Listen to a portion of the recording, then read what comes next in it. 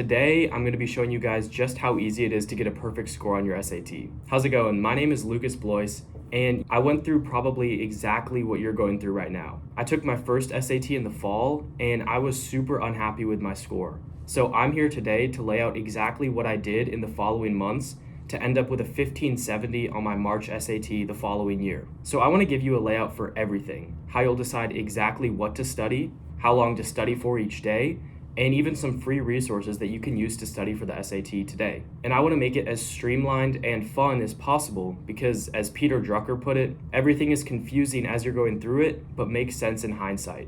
And so as someone who already went through the SAT prep process, I want to tell you some of the biggest lessons I've learned through not only my biggest mistakes, but also the best choices that I made as I went through my SAT prep process, so that you can just skip the stuff that sucks and focus on what actually improves your score. Also, just a quick side note, I do run SATmasterclass.org right now, and so if you're looking for more free SAT prep resources, be sure to check it out, SATmasterclass.org. Okay, lesson number 1. The SAT is the opposite of real life. You want to play to your weaknesses. And now, this is because in real life, what do you usually want to do to succeed in something? You want to play to your strengths, right? Because there's kind of unlimited potential for most things in your life, right? So if you want to make a lot of money, you can go all in on your career, and so you want to play to your strengths and do the things that are going to make you more money. Like if you're a doctor, you don't want to try to get stronger in your weak areas of like being a lawyer. You want to focus on your strengths and what's actually making you money. Or if you're a student and you want to focus on biology, that's why we only major in one thing, right? We choose our strengths, we choose what we want to do, and then we focus entirely on that area. But the SAT is completely different because there is a limit on how good you can get on a specific topic, or at least in terms of how much it's going to improve your score. So there are certain topics on the SAT, right? There's a limited number of math topics and reading and writing topics. And the truth is that at a certain point, you're going to get all the questions in a certain topic correct. And so playing to your strengths does not make sense on the SAT, because if you have, let's say there's approximately 30 topics on the SAT. So if you max out one, you get to the point where you don't miss any questions on circle equations on the SAT. Does it make sense to keep practicing for circle equations? Not really, because opposite to real life, there is a limit that you reach on the SAT for different topics. And so it doesn't make sense to keep pushing in a topic where you're already fully mastered in it. So what this means is that how much you can improve on the SAT is going to depend entirely on how much time you have. Because the best way, in my experience, and with my experience of tutoring other students as well, is that the best way to improve at the SAT quickly is to focus on one topic, master it, move on to another topic, master it, move on to another topic, master it. And so you go topic by topic. You don't just generally study for the SAT as like a general topic. You focus on one of the topics at a time, and then you master that topic before you move on. And now, of course, there are side things that you want to do, like after you go through maybe 5 or 6 topics, say you want to go back, do a practice test, make sure you're actually retaining stuff and not just memorizing it for the day you're learning that topic and then moving on. So there are times where you want to go back and review more in general, but as a general approach, it's better to master one thing at a time and to especially start with your weak areas, because let's say that you are 80% mastered at circles and 40% mastered at linear equations. You have a lot more room to grow and improve your score with linear equations, so it doesn't make sense to start with your strengths like circle equations. It's better to get everything up to like a mediocre level, because honestly, there's not many like super difficult questions on the SAT. It's mostly just going to be basic stuff, just a basic level of mastery for all the topics. So if you can get all the topics on the SAT up to a certain level for yourself, like say 80% mastery, that's going to be better than having like 5 or 6 of them completely maxed out to 100, but then being at like 30 or 40% for all the others. And so if you don't know what your weaknesses are exactly, just take a practice test. They're free on Blue Book. You can take 6 of them. And my recommendation is don't take them all at once. Space them out enough so that you can actually see improvement test to test. It makes no sense to just take 6 practice tests 6 days in a row and just get the same score 6 times. I have a lot of students sometimes join my website and they come in saying that they've already done all the Blue Book tests and their score hasn't gone up. And I'm like, well, yeah, you have to do studying in between. You don't just do the practice test and then see improvements. Those are just a way to gauge how much you're improving over time. So if you're actually taking this seriously, don't do all 6 Blue Book tests and then come ask me for help, because the practice tests are how you gauge your progress, not how you actually progress. Okay, lesson number 2, hard work takes at minimum 1 month to kick in. And so what this actually means in realistic terms, day-to-day practicing for the SAT, if you are seeing an increase in your score, it is not because of the work that you've been doing over the past week. It is from the work that you were doing at least a month ago, most likely a month to 2 months to 3 months ago.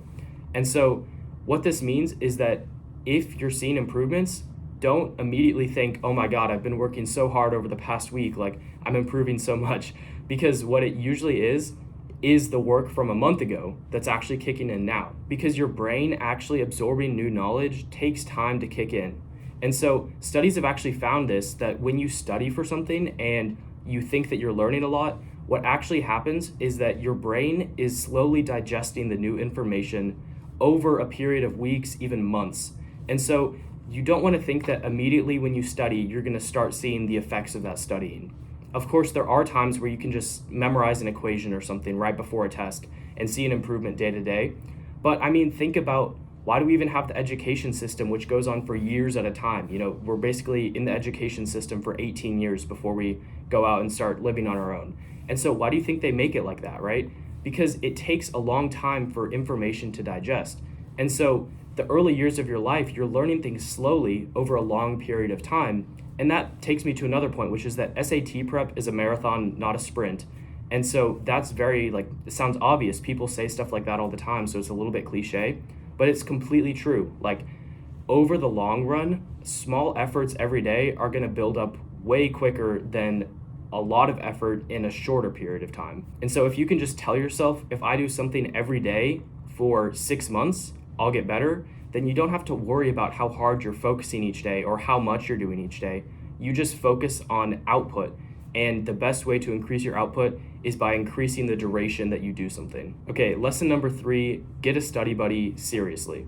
So this one is stated a lot, but people rarely follow through with it because they like to think, you know, as I did, that, oh, I'll just study and keep myself accountable. Like, I'll just create a study plan, I'll stick to it, and I'll keep myself accountable. But the truth is, when you're in high school, you really haven't had much experience of keeping yourself accountable yet. Basically, everything you've done so far, someone has been holding your hand, for all of your classes. Even though you might think that you're disciplined in those classes, the reality of why you're working so hard is more likely than not because you want to look good for your teacher or look good for your parents or your classmates. It is most likely not because of your own actual discipline. And so what you might find, and the step that I want you to skip, I said I want to teach you lessons so that you don't have to go through the hard stuff, is that it's going to be very hard to suddenly transition from having everything done for you to suddenly having to keep yourself accountable. It's just a really hard transition to make, which eventually you do want to make that transition. But my point is that for the SAT, if we're trying to make it as easy as possible, stick to what you've actually been doing, which is having someone to keep you accountable. So, like I said, this is stated a lot, but very rarely followed through on. And I wish that I had done it earlier, because the second that I had a classmate who I was actually studying for the SAT with, my score started going up so much quicker. Because the thing is, once you have a study buddy, you just don't miss days. Because if you have someone who's relying on you, we feel more obligated to provide for others than for ourselves.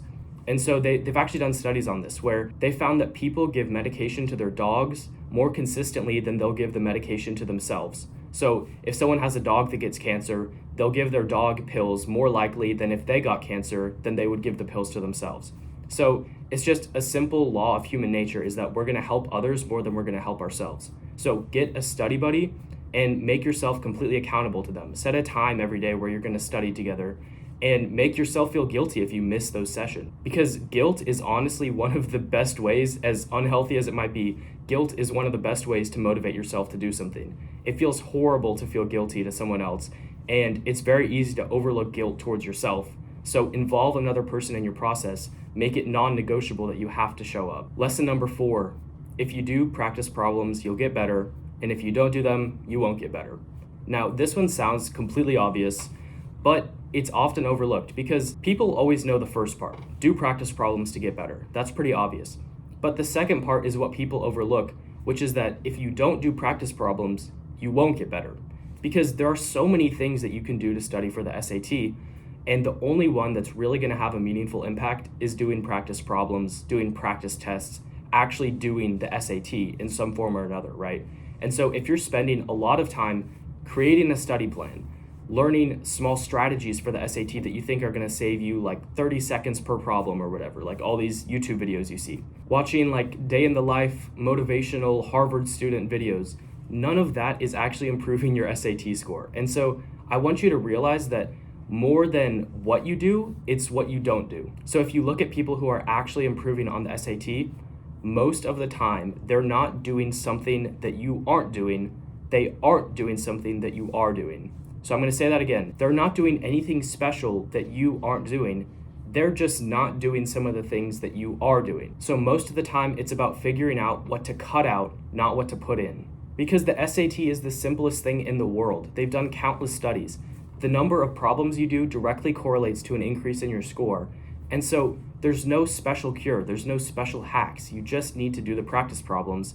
And as obvious as that sounds, people just don't do it. They find everything to do except actually the stuff that improves your score. Lesson number 5, your biggest threat is not your competition, it's mediocrity. So this applies to not only the SAT, but also college applications in general. If you try to view the whole thing as a massive competition between students, that's just going to set you up for failure, because college admissions officers are not looking for students who want everything to be a competition. They're looking for students who excel in a certain area of their life. And so if you see every other student in the US as direct competition who's a threat to, whatever college you want to get into, that, like I said, it's only setting you up for failure. If you instead rather shift your focus to just being an excellent student, whether it's with the SAT or something else entirely, it doesn't matter. The focus should be on yourself and improving yourself in some area of your life, no matter what it is, because that's really going to be what shines through on your application. You don't want what shines through to be that you like to put other people down and beat other people. And so the reason I like to teach the SAT is because it's one of the easiest places to just completely excel, because it can be pretty complicated and hard to figure out how you're going to do certain things, like whether you're wanting to go into some sort of scientific field and you want to get research published, or if you're trying to become a doctor and you're trying to get like hours in a clinic or something. All that stuff is complicated, it's diverse, there's different ways to approach it. The SAT is like one of the very few areas where it's the same for everybody. It's a standardized test. And so there's a standardized set of steps you can follow to get insanely good at it. Like not just good, but insanely good, like top 1%, top 0.1% scoring. There's nothing holding you back from it besides what you're choosing to do day to day. And so I just like to teach it because it's one of the easiest, simplest ways to improve an area of your life, at least that's going to show on your college essays, just super easily. There's literally like step by step. You can just follow steps and get there. There's nothing confusing about it. There's nothing complicated, but you can't be mediocre with how you approach studying. And so that takes us to lesson number 6. Beginners focus on studying. Experienced students don't study at all, but rather set themselves up to make it easy for their brain to learn. So how I would explain this one is that it's kind of parallel to an earlier point I made, which is that you want to play to your weaknesses. Except in this case, it's a bit opposite in direction, because this is saying that you want to play to your strengths with how you learn, not topics individually, but how your brain takes in information. So at this point, you're in high school, you've been in school for at least 10 to 12 years at least, and so you know how your brain works. If you don't know how your brain works, you should probably spend some time, go back and look at the periods of your life where you were learning the quickest, progressing the quickest, and what times where stuff just felt super hard. Maybe you were performing poorly in a class. Look what was different about that class other than just the content of it itself, and figure out what kind of environment, what kind of learning style or whatever makes your brain retain information and learn the quickest and the easiest. Because here's a secret, the best students, they don't just study for hours and hours. They figure out how they study the quickest, and then they just do that every time. They don't force themselves into like some mold with how they practice. Not everyone's just gonna go sit in a room and study for hours on end. Some people like to have their little cute notebooks with their highlighters of all the different colors. Some people like to go and study with a group of friends in the library. Some people like to just go in a closet, turn off all the lights, and focus for an hour, and then go out and do fun stuff later. But the bottom line is you want to study how you study best. So don't make the focus on the studying itself, because people like me who have already gone through the SAT are just going to be so much better equipped to actually lay out the path for you. So your best decision that you can make is to surround yourself with the perfect environment to make learning as easy as possible for you, and then to just follow the steps laid out by people who have already gone through the SAT, who know the steps, who know what actually works. Because if you try to figure it out before you've gone through it, that's just kind of like trying to blindly create your own path through a pretty confusing terrain if you don't know how it works. Okay, lesson number 7, rushing makes things take longer because you have to start over so many times. Now, this is true not only with your SAT prep, but also on the SAT itself. Think about where most of your time goes when you're taking the SAT. It's not actually in doing the math and solving stuff out. It's figuring out how to approach a problem, and that comes from understanding the problem, or if it's reading and writing, understanding the text and like what your task with the text is, whether it's identifying some main purpose or deciding which author supports what claim or whatever. The biggest chunk of your time is not going to be actually plugging into the formula, solving the math equation, or making the decision about which concept the author might support. The largest amount of time is actually devoted to figuring out which approach to use and understanding the problem itself. So you probably experienced this before, where you read through a passage and then you read what the actual question is, and then you have to go back and reread through the passage because you didn't really understand it the first time, and so now you have to go back and reread it to actually understand it with the lens of whatever the question is asking. And so this is where you have the biggest potential to save time. It's not through all the little hacks on how to plug in with a certain equation or something you can memorize, or even a grammar rule that you can memorize. The best way to save time on the SAT and get through it quicker is to just train your brain to understand stuff the first time. And so to get to that point, you don't want to blindly do your SAT prep. You want to follow a structured program most likely, because that's going to show you how to do it right the first time. Because like I said, other people have already gone through the SAT, and not just gone through it, studied it, analyzed it, learned from the people who actually write the SAT, and created literally like fully laid out guides to make sure you don't make stupid mistakes on it and don't waste time studying things that you don't have to study. And so that's just the main idea, is that you want to do it right the first time, and the easiest way to study correctly the first time is to just work with somebody who has already gone through the SAT. So those are 7 lessons that I hope will help you while you're preparing for the SAT. And once again, feel free to check out satmasterclass.org for free SAT prep resources.